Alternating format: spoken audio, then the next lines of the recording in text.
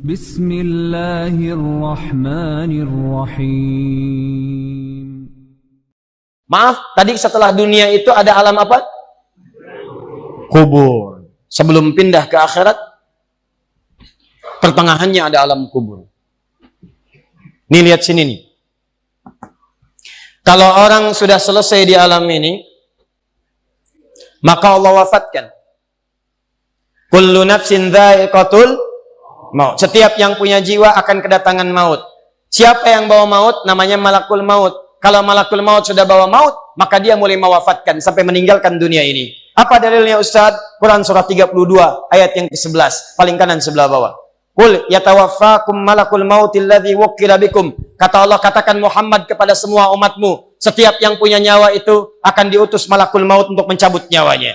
Datang maut, makanya orang yang belum meninggal, yang belum dicabut, namanya disebut oleh Al-Quran dengan nama mayitun. Nih, ada ya-nya, ada taknya. Ya-nya ada tasdidnya begini. Mayit. Kalau ada tasdid, berarti artinya CM, calon meninggal. Jantung jangan tersinggung kalau dikatakan mayit ya. Iya. Sama dengan Ustaz. Iya. Innaka mayyitun. Wa innakum mayyitun. Engkau mayit, mereka pun mayit. Engkau akan wafat, mereka pun wafat. Cuman Allah membedakan waktu-waktu wafatnya. Barangkali tidak sama semuanya. Bisa antum duluan, saya belakangan. Mungkin. Atau mungkin juga ditukar. Jangan salah, bisa ditukar. Saya belakangan, antum duluan. Bisa. Gak ada bedanya Ustadz. Ya sudah, saya duluan. Bisa setelah antum. Nah, dipakai tasdid. Kalau datang maut, maut datang, maut lewat malakul maut. Maut ini mengambil nafas, diambil tasdidnya nih, ambil ke atas. Begitu diambil, qul yatawaffakum malakul mautil ladzi wukkila bikum. Kullu nafsin dha'iqatul. Ya ayyatuhan nafsul mutmainnah, sesuatu yang tenang. Dalam bahasa Arab disebut dengan sukun. Sukun itu tenang, alamatnya sukun bulat, bulat. Ini bulat dalam ilmu loghah. Bulat jadinya, hilang tasdidnya. Maka kalau mayit, itu artinya nyawanya sudah tidak ada. Mayitun, masih ada nyawa. Diambil malakul maut, jadi mayitun.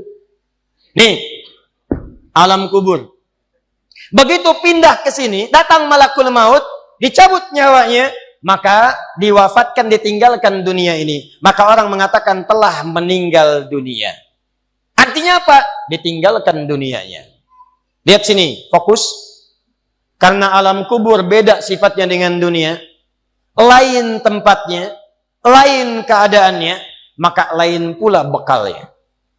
Jangankan alam kubur, beda tempat di dunia saja, sudah beda keadaannya. Anda orang Indonesia, ingin datang ke Malaysia, kalau bekalnya tidak ada Anda bawa, tidak akan mungkin Anda bisa masuk. Apa di antara bekalnya? Ada paspor yang mesti distempel begitu masuk imigrasi. Pergi lebih jauh lagi, misalnya saya pengen ke Australia, maka Anda harus ngajukan untuk mendapatkan visa. Lebih jauh ke Amerika, visanya bisa lebih sulit lagi. Maka bagaimana dengan alam kubur yang sifat keadaannya beda dengan dunia? Makanya bekalnya pun tidak akan sama. Jadi kalau Anda cuma mengumpulkan bekal dunia, maka semua bekal itu akan ditinggalkan saat di dunia. Maka orang mengatakan meninggal dunia, maksudnya meninggalkan dunia dengan semua bekalnya.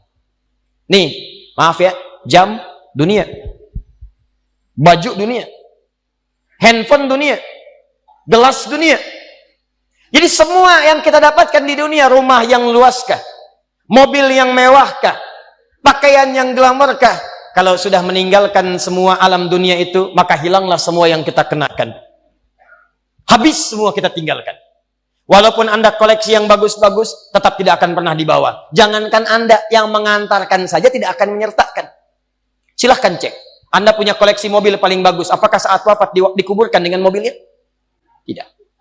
Anda punya handphone paling mewah, kenangan tingkat tinggi. Di handphone itu suka dipakai bikin status tentang hadis, tentang ayat, tentang tafsir. Tiba-tiba ketika akan wafat, Anda wasiat kepada istri Anda tercinta. Mama, ini handphone kesayangan Papa. Handphone bekal ibadah.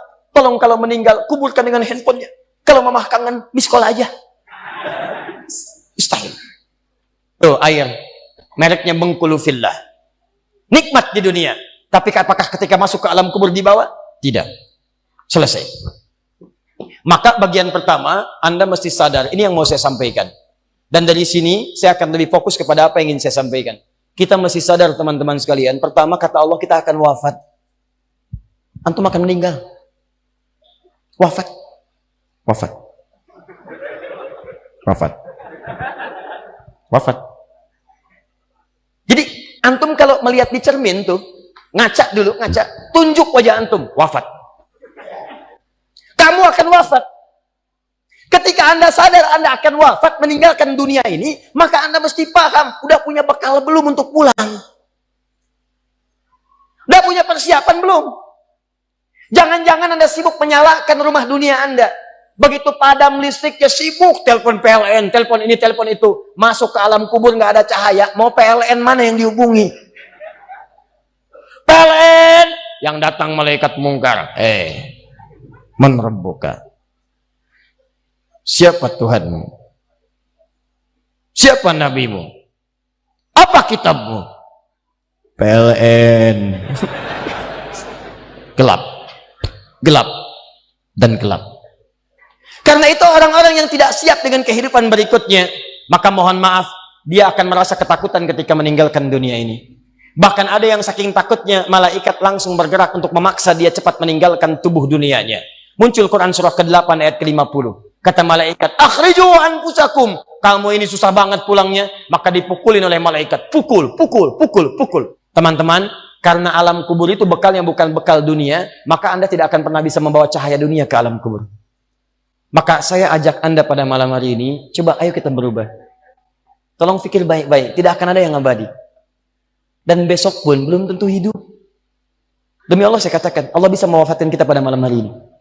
Saya cuma mau tanya sebentar aja merenungkan. Tolong tanya pertanyaan saya ini, tanyakan pada diri Anda sebelum tidur. Kalau Allah wafatkan Anda pada malam ini, sudah siapkan Anda dengan bekal pulang Anda kepada Allah.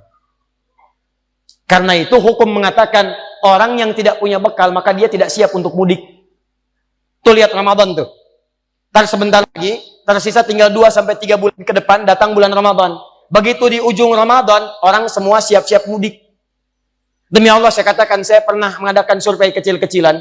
Saya tanyakan pada sementara orang yang tidak mudik. Saya tanya, kenapa nggak mudik? Ustadz, nggak ada bekal.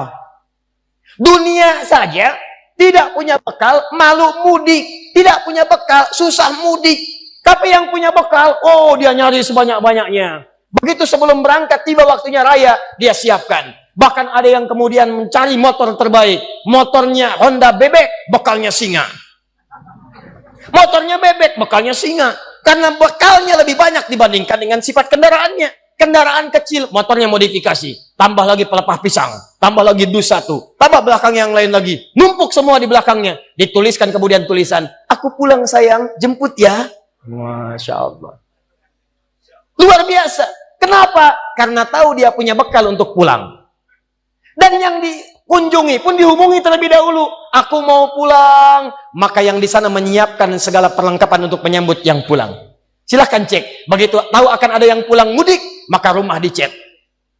Makanan diada-adakan. Semua dimunculkan.